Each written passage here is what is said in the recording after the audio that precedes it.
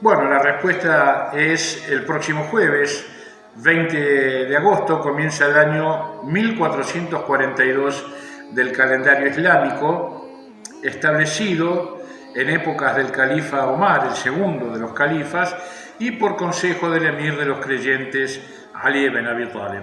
Así que felicidades para todos ustedes, estamos a punto de iniciar el año 1442 de nuestro calendario.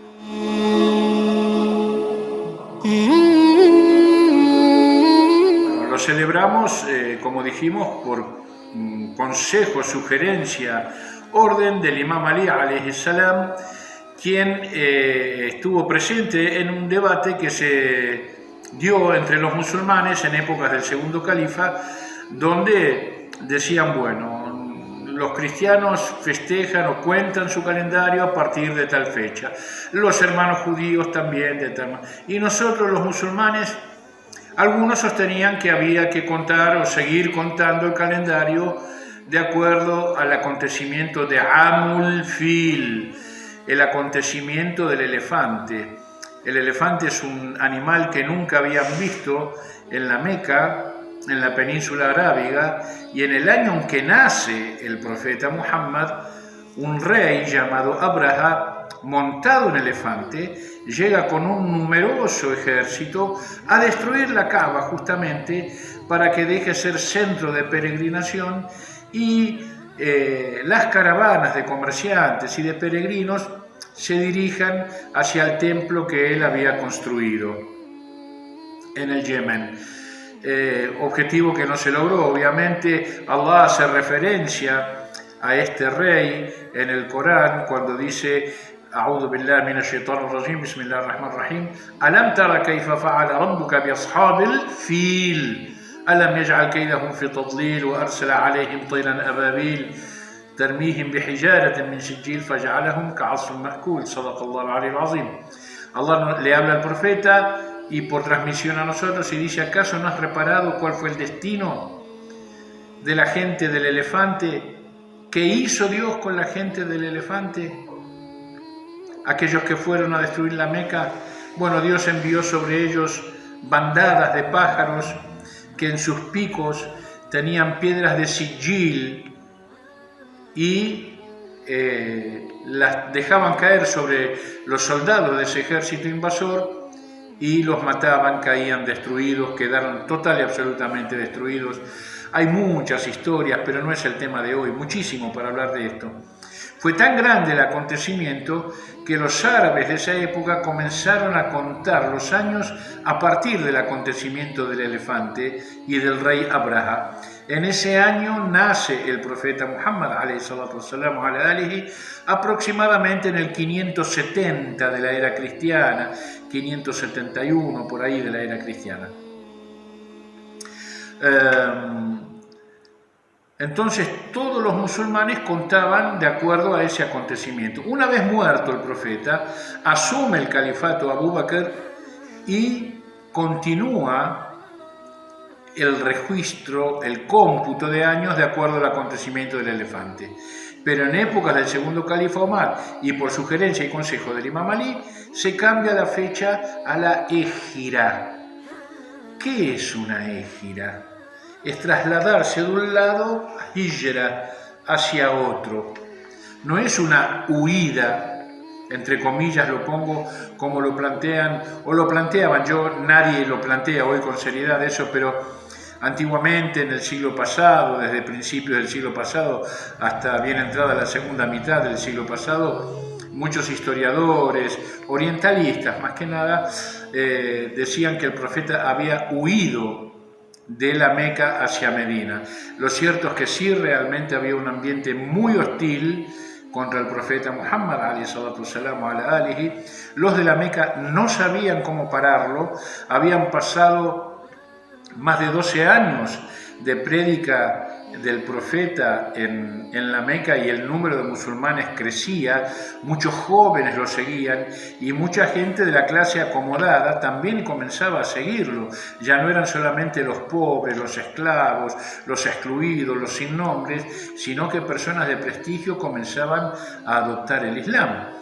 Entonces esto preocupó mucho a los señores de la Meca, que vieron peligrar sus intereses y no sabían qué hacer. Se reúnen en un lugar que tenían, lo que sería el Congreso de la Nación, por ejemplo, se llamaba Darun Nadwa, la morada de los relatos, donde las discusiones, y allí discutían qué hacer con Muhammad. ¿Lo vamos a encarcelar? ¿Lo vamos a desterrar? ¿Lo vamos a seguir tratando de loco y nada más? Y estaban en esas discusiones cuando un anciano, que se cuenta estaba escuchando en la puerta de Darun Nadwa, pidió permiso para entrar. La gente de Quraysh le dio permiso y él les dijo: lo mejor que pueden hacer con Muhammad es matarlo. Entonces alguien dijo: sí, pero el asesino va a tener que rendir cuentas y pagar el precio de sangre, y toda la tribu va a sufrir y va a venir una guerra. Entonces este hombre muy astutamente les aconsejó que un joven de cada tribu de Quraysh porte un arma y entre todos maten al profeta Muhammad.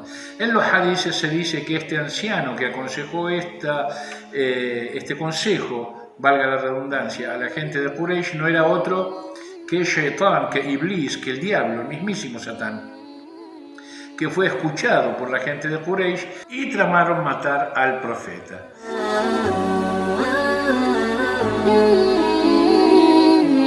Pero ¿cómo se produjo la emigración? Los musulmanes, como dijimos, lo estaban pasando mal.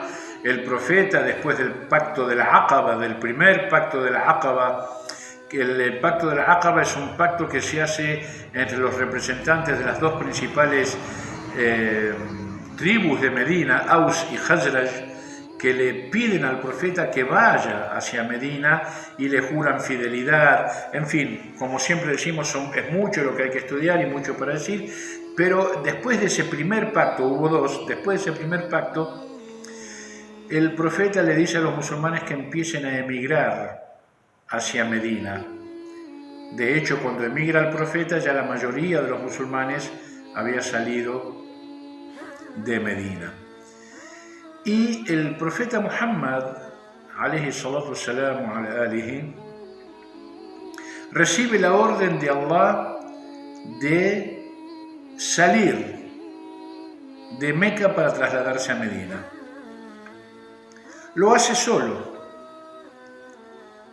En el camino lo alcanza Abu Bakr y continúan el viaje, la emigración hacia Medina.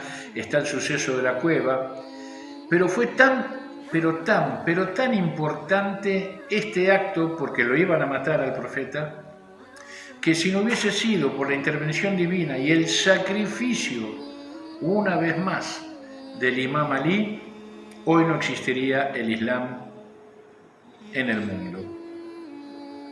El profeta, alayhi salatu wassalamu ala alihi, recibe la orden de Allah de salir de Meca a Medina por la noche, pero necesitaba a alguien que se sacrificara por él y durmiera en su cama, tapado con un manto, con una cobija, para desorientar a aquellos que estaban apostados fuera de la casa del profeta, porque decían: cuando el profeta salga lo vamos a matar. Entre todos, así la responsabilidad es de todos y no es de nadie en particular. Y así fue que hicieron guardia para matar al profeta. Y quedáronse dormidos. Allah les mandó un sueño que los venció.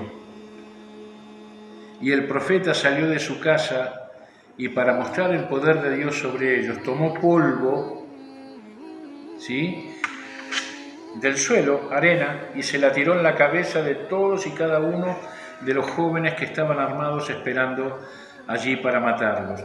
Mientras recitaba el versículo de Surat Yasin: وَجَعَلْنَا مِنْ بَيْنِ أَيْدِيهِمْ سَدًّا وَمِنْ خَلْفِهِمْ سَدًّا فَأَغْشَيْنَاهُمْ فهم لا يبصرون. Y pudo seguir su viaje. Pero cuando despertaron estas personas y vieron que tenían polvo en la cabeza, dijeron: salió, no puede ser, y entraron abruptamente en la casa. Vieron que había un cuerpo en la cama, y al sacar la cobija de ese cuerpo, preparados para asestarle el golpe asesino, vieron que era el imam Ali, que tenía la espada Zulfiqar en su mano, y se atemorizaron y abandonaron su plan de matar al profeta. Una vez más el imam Ali, poniendo su vida en peligro. Hay una famosa historia, ¿no?, de Micael y Gabriel, los dos ángeles más próximos a Allah, que son convocados por Allah y le dice: si yo decretara en este momento la muerte de uno de ustedes, ¿quién de ustedes dos ofrecería la vida por el otro? Ambos se miraron y ninguno se ofreció. Y Allah les dijo: he aquí al imam Ali, que ofreció su vida y la puso en riesgo para salvar la vida del profeta. Protéjanlo. Ese fue el acontecimiento máximo, extraordinario, por el cual celebramos, o a partir del cual celebramos el Año Nuevo del calendario islámico. Dos pequeñas historias muy chiquititas. Una, que el profeta estaba en la cueva, en el Ghar, junto a Abu Bakr, y Allah, porque cuando los de la Meca ven que el profeta había salido para ir hasta Medina, contratan al mejor vaqueano, vamos a decir así, al mejor seguidor de huellas, para que dirija un comando, unos jinetes, que les dé alcance y los mate. Y efectivamente llegaron a la cueva en la cual estaba escondido el mensajero de Allah junto a Abu Bakr, que estaba excavada en el piso de la montaña. Pero Allah envió una araña que tejió rápidamente su casa, su telaraña, y la hizo parecer muy vieja, y mandó palomas que estuviesen empollando junto a la entrada de la cueva, a la cual llegaron los kufar de Quraysh para matar al profeta, y dijeron: no puede ser que haya alguien en la cueva. ¿Por qué? Porque tenemos la tela de araña intacta y tenemos las palomas. Muchos dicen que si hubiesen mirado hacia abajo, hubiesen visto al profeta y a Abu Bakr, que estaban allí, pero no lo hicieron. Hay Corán, Izhuma fil ghari, dice la ley del Corán. Recuerda cuando estaban los dos en la cueva y uno le dijo al otro: no temas, porque Dios está con nosotros. Bueno, nuestros hermanos sunna dicen que fue Abu Bakr que consolaba al profeta. Nosotros, los que seguimos la enseñanza del Imam Salih y de Ahlul Bayt, alayhim salawatullah wa salamuhu, decimos que era el profeta el que consolaba a Abu Bakr: inna Allaha ma'ana, ciertamente que Dios está con nosotros.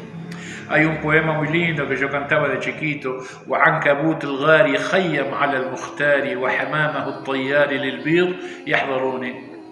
Hace referencia a la tela de araña que apareció por milagro, a las aves, a las palomas que estaban empollando sus huevos y que distrajeron y hicieron desviar la atención de los Quraysh del profeta. Y después de varios días, obviamente, después de 3 días de estar en la cueva, el profeta sigue su viaje, llega a la mezquita de Quba, a unos 12 kilómetros más o menos de la de Medina. Se queda allí unos 10 días más o menos en Quba, y luego se produce lo que le fue dado a todos los grandes profetas. Jesús, cuando entra en Jerusalén, ¿no? Hosana en las alturas, bendito el que viene en nombre del Señor. Hosana, Husna, ya el Husna, qué bueno, bendiciones. Bueno, llega el profeta a Medina y طلع البدر علينا من ثنيات الوداع وجب الشكر علينا ما دعا لله داع. Apareció la luna plena ante nosotros. Min Saniyat el-Wada', lo hizo desde el lugar, una de las puertas de acceso a Medina era la que venía de Saniyat el-Wada'. Wajab al-haqqu alayna, y dice: es nuestro deber entonces dar gracias, ma da'a lillahi da', cada vez que alguien convoque hacia el nombre de Allah. Y este, queridos hermanos, es el suceso por el cual contamos a partir de allí el calendario islámico musulmán, que empieza el jueves 1442.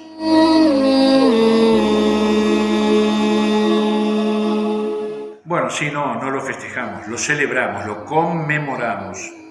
Recordamos el sacrificio del Imam Ali, recordamos la gesta del profeta, recordamos los llantos del profeta cuando vio al Imam Ali llegar con las 4 Fátimas a Medina, descalzo, con los pies sangrientos, besar sus pies. Todas las gestas, todo eso nos acordamos. Pero no tenemos motivos para celebrar. No tenemos motivos para celebrar porque el primer mes del calendario islámico es Muharram.